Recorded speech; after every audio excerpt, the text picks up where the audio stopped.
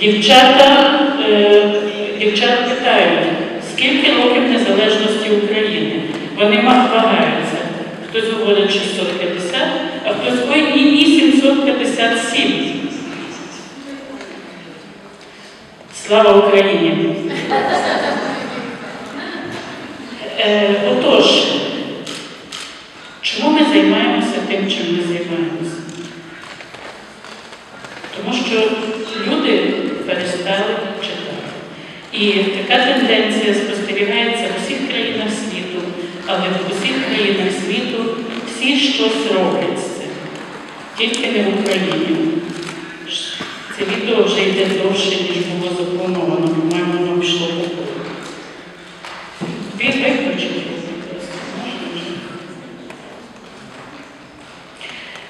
Ви всі знаєте, що таке форум видавців. Ну, а хто не знає, то і самі знаєте. Азія. Уряд справді не знає, не цікавиться, ніколи не цікавився нашою діяльністю, тим, чим ми займаємося. Я зупинюся зараз не на всіх аспектах діяльності нашої організації, яку ми проводимо з 94-го року, тому що в нас є ще частина неприбуткової громадської діяльності, а саме це проведення форуму видавців у Львові і літературних заходів, і різних книжкових заходів. А я буду говорити тільки про чисто благодійну діяльність нашої громадської організації. І це є благодійна акція для пенсіонерів «Третій вік задоволення від читання». Це є благодійна акція «Українські книжки сільським бібліотекам», а також всеукраїнський конкурс дитячого читання «Книгоманія». От я думаю, що про них, якщо ви не у Львові, і якщо у вас немає дітей, які читають, ви точно нічого не чули, тому що якраз наша діяльність в цьому секторі знаходиться в цих 4% благодійної діяльності, на які жертвують гроші в цілому потоці благодійництва. Всі знають, як це мало. Культура. 4% всього обсягу благодійних пожертв. А на літературу, на книжки відсоток ще менший. Це зрозуміло. Акція для пенсіонерів. Також зрозуміло, напевно, чому ми займаємося цими людьми. Тому що пенсіонери становлять 21% від загальної кількості мешканців Львова. Цей відсоток дуже великий. Але відвідують культурні заходи, беруть участь в культурному житті тільки 2% з них. І це вже становить проблему. Ми зауважили, що пенсіонерів мало на нашому форумі видавців, їх візуально значно менше, ніж будь-яких інших вікових категорій, і їх за нашими соціологічними дослідженнями, які ми регулярно проводимо, опитуваннями, там теж десь виявляється порядка 2%. На щастя, знайшовся партнер, який захотів разом з нами провести цю акцію. Ми спитали пенсіонерів, навіщо взагалі, чи потрібні окремі якісь акції для пенсіонерів, і, зокрема, в сфері літератури і читання. І наша прекрасна Адріана Гончак з фонду Святого Володимира, вона вважає, що дуже потрібні, тому що всі люди люблять перебувати в товаристві своїх однолітків. Пенсіонери дуже некомфортно почуваються там, де є дуже багато молоді, і вони хочуть поговорити про щось спільне для себе, а книжки дуже часто є саме тим, про що варто поговорити. І тому наша акція, на якій ми запропонували для пенсіонерів безкоштовний вхід на книжковий ярмарок і всі заходи форуму, акційну знижку на книжки і дуже цікаву програму заходів, які були спеціально для пенсіонерів. Це, ви бачите, в нас було 5 авторських зустрічей, які були проведені найкращими українськими письменниками. Ось тут ви бачите бачите Василя Шкляра, ще була Марія Медіос, Ігор Калинець, Валерій Шевчук, Роман Іваничук. Вони зустрічалися тільки з пенсіонерами і збирали повні зали. І, звичайно, всі дуже щасливі, задоволені, прекрасні відгуки. Ну, а реальні результати такі. Поінформовано 100 тисяч осіб, флаєри ми роздавали. Форум з них відвідали 13 600 осіб. Вони придбали понад 15 тисяч книжок на суму понад 350 тисяч гривень і заощадили при цьому 120 тисяч гривень, що є суттєво. І ще після акції ми передали 1380 книжок для центрів дозвілля для пенсіонерів. Наступний напрям нашої діяльності – це сільські бібліотеки. Чому бібліотеки? Зрозуміло, де ж читати, як в бібліотеках, а чому сільські? Тому що це повна катастрофа, особливо у Львівській області.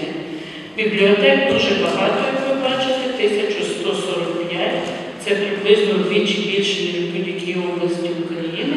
Там зареєстровано 518 100 читачів і бібліотечні фонди сільських бібліотек складають 6 мільйонів 110 тисяч 590 книжок. Це така статистика. 12 книжок на одного читача. Бачите, який він радісний, аж підстрибує. 12 книжок йому перепадає. А що ж насправді у нас в цих бібліотеках? А ось так виглядають фонди сільської бібліотеки. 80-90% становлять видання ще радянських часів, дуже знищені і практично не надаються до читання. Їх, відповідно, ніхто і не читає. Ось одна книжка на одного сумного читача. Ясно, що життя в бібліотеках в селі завмерло. Ми вирішили збирати книжки. Благодійна акція, на якій ми не збирали грошей, тільки збирали книжки. Раніше ми це робили для дитячих будинків. Чому не робимо далі для дитячих будинків, це окрема історія, не буду на ній зупинятися. Ситуація печальна з дитячими будинками. Але сільські бібліотеки, особливо коли ми провели конкурс, які бібліотеки справді хочуть отримати ці книжки, нас порадували. Ми організували у Львові області 174 пункти збирання книжок і за місяць 8342 благодійники, всі вони були записані, обліковані. Вони зібрали для бібліотек 31 254 книжки. Це багато чи мало? Це багато. Звичайно, ось, будь ласка, ми можемо це порівняти.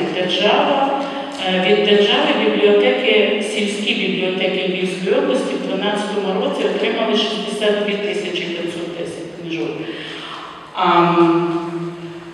І на це було витрачено з місцевих бюджетів 420 тисяч гривень.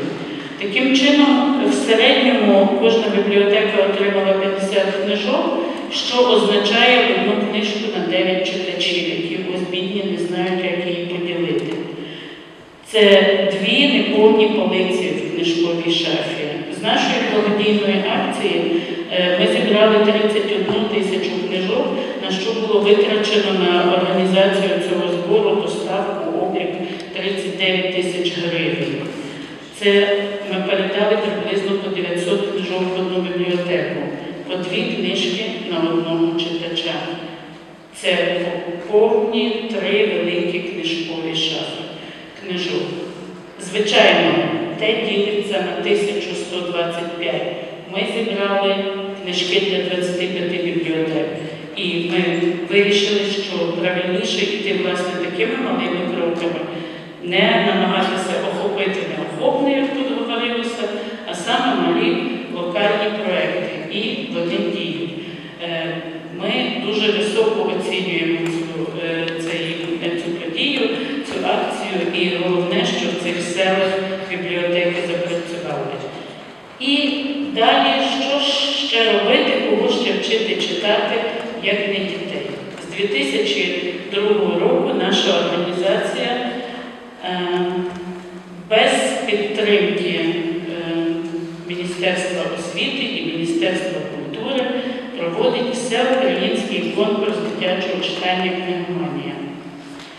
Починали ми у Львові у 2002 році, і все було там так мало дитячих бібліотек, всього 300 учасників на перший рік взяли участь в конкурсі, але вже через 2 роки до нас приєдналися Львівська, Тернопільська і Івано-Франківська області, і було вже 8 тисяч учасників, нам здавалося величезний успіх. Але з 2005 року і дотепер всі області України, Київ, Севастополь, 1400 шкільних, 2800